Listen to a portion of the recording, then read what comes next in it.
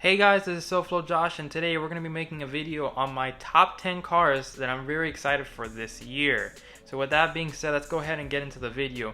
And before we start on the actual video, I just want to say Happy New Year's to every single one of you guys and girls out there.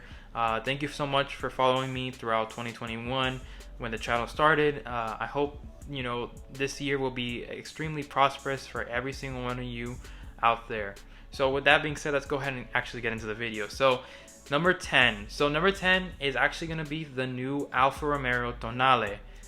This Tonale is the subcompact SUV that Alfa Romeo has been testing for a while and has been teasing for a while now that it will be coming out.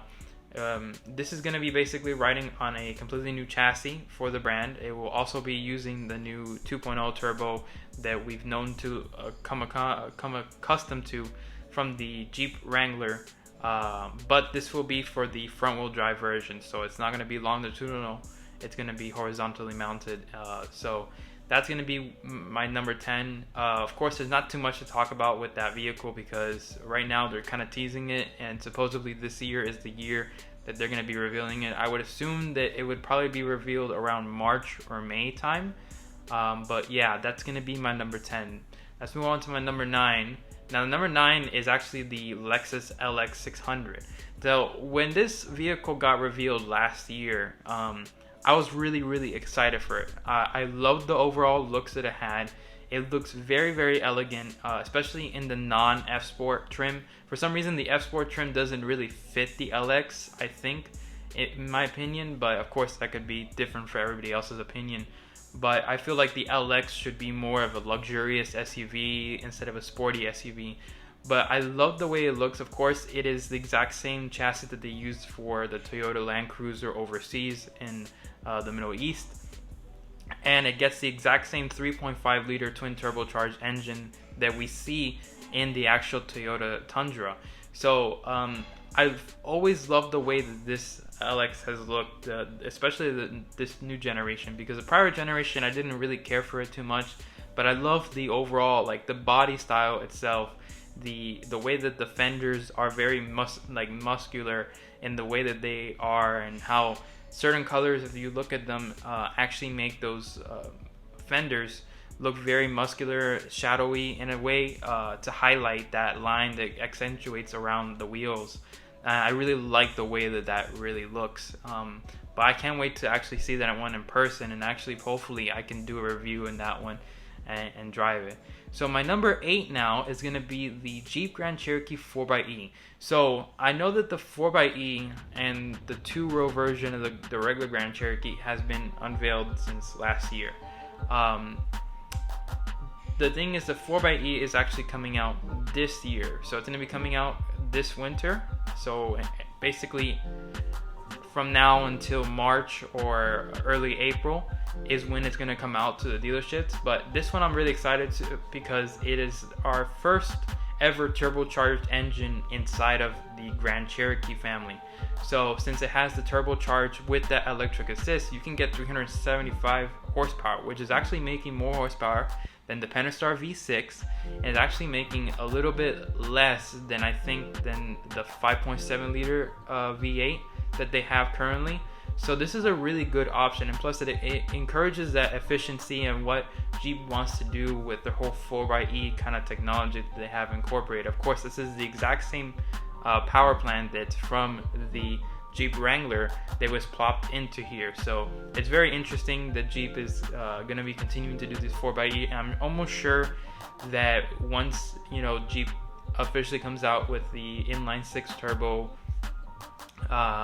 engine they have planned, they're probably going to be incorporating that technology, the electric assist, into that inline 6 turbo. So you can have two different options. If you don't want that 2.0 turbo 4-cylinder, then you can go for the 3.0 turbo 6-cylinder. So of course, keep that in mind. But I'm really excited for the 4xe engine especially.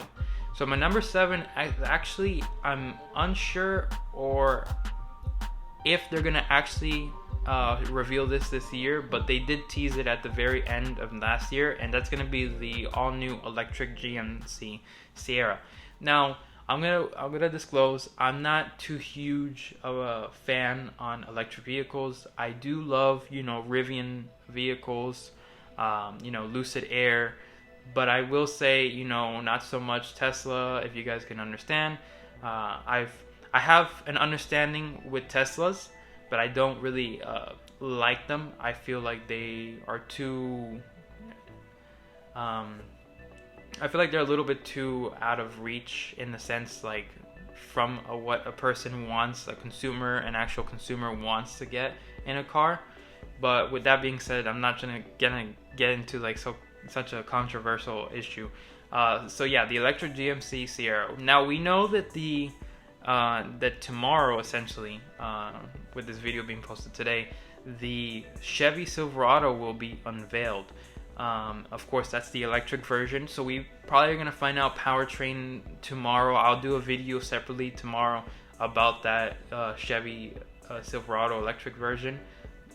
So we would be able to see some kind of tech information revealed tomorrow.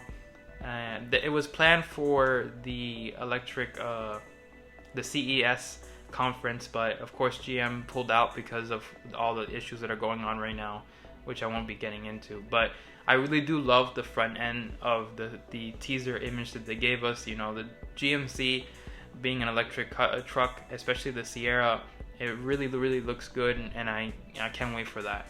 So getting on to number 6, which was revealed again last year, but will be coming out this year, is actually going to be the Nissan Z30 twin turbo. Now the good thing is that this Z is going to still continue to have that manual transmission for the purists. So of course, #save the manuals. For those who love the manual transmission, will be able to get an option of the manual transmission, or they can go ahead and get the 8-speed automatic transmission.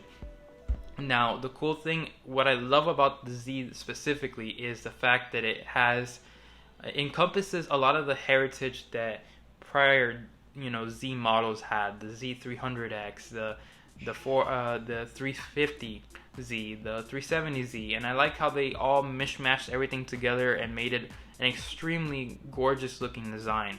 And I really can't wait to actually get my hands on one of them and actually drive them for you guys to see. But I've always been a huge fan of the Z. Of course, the one that kind of kickstarted everything for me Z wise was the 350Z, because of all the video games that we had, and I've always loved the way that they looked. I love the kind of customization you can do back then, but of course, now that I'm a little older, I can understand that the customizations back then aren't typically the best of what we can do today when it comes to customizations, but I really like the way that it looks.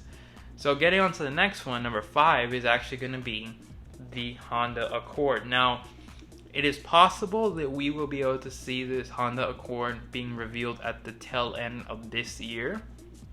I'm actually looking it looks like we could be getting it, but I'm unsure, especially since we haven't seen any spy shots. We probably will be seeing spy shots very soon, but remember, Honda of Japan will be handling a lot of the sedans and hatchback testing from now on. So even with the Acura lineup, that's going to be overseen over there in Honda of Japan instead of Honda of America, which basically did the TLX and prior sedans.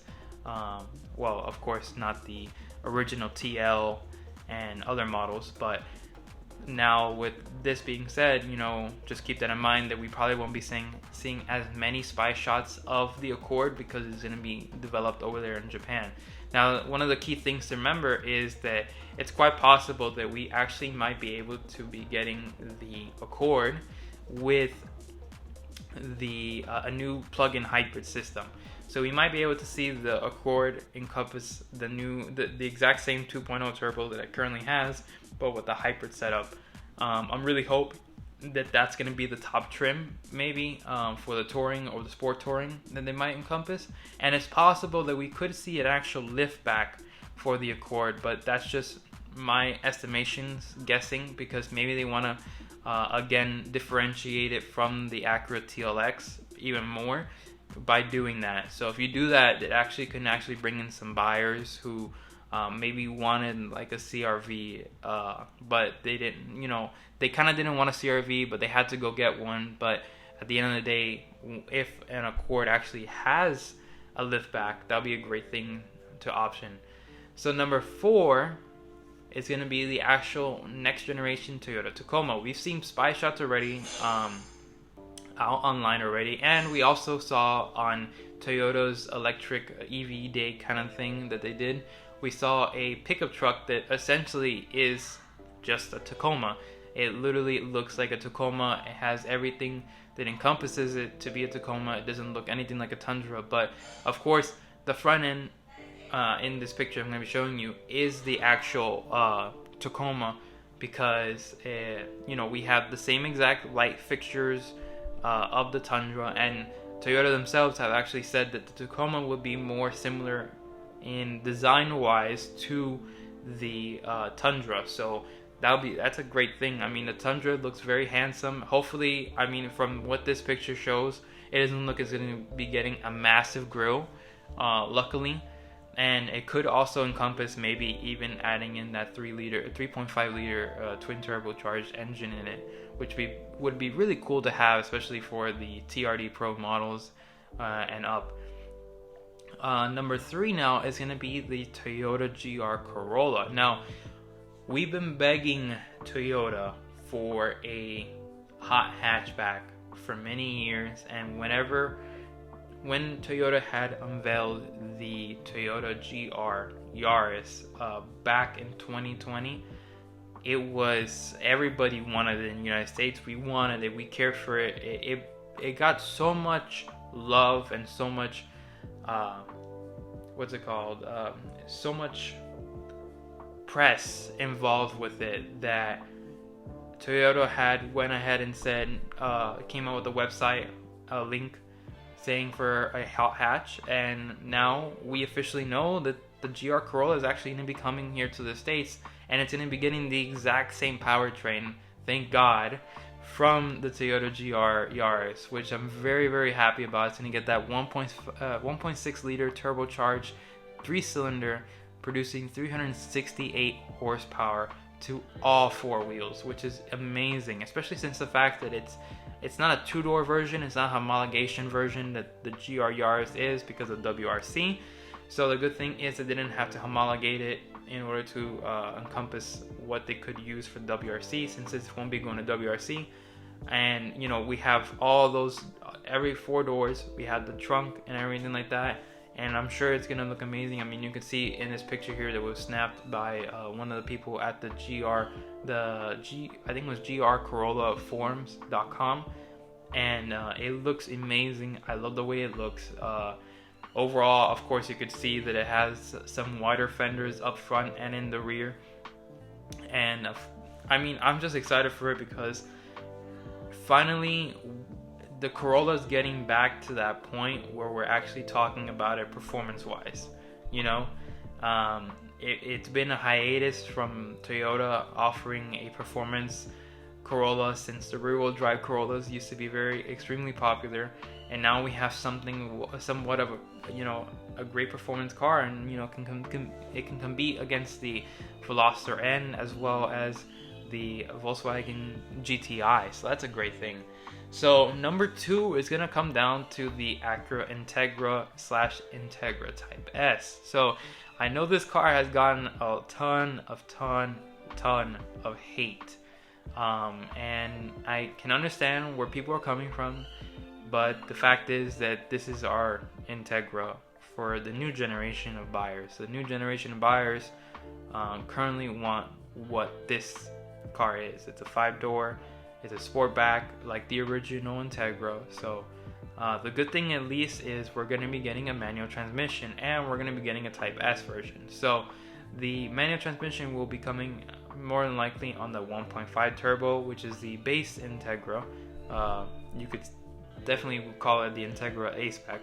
The 2.0 turbo will probably be using the engine from the TLX A-Spec, enhanced 10-speed automatic transmission, and it's going to be making that 272 horsepower, while the base Integra is going to be making around 200 horsepower, probably 215 Hopefully, I think they would amp it up compared to what the Civic Si has, because of course the engine that's used for the Civic Si is the same one that the Integra will be using. So keep that in mind. Of course, the good thing still is, let's be positive, that you can get a manual transmission in an Acura product once again.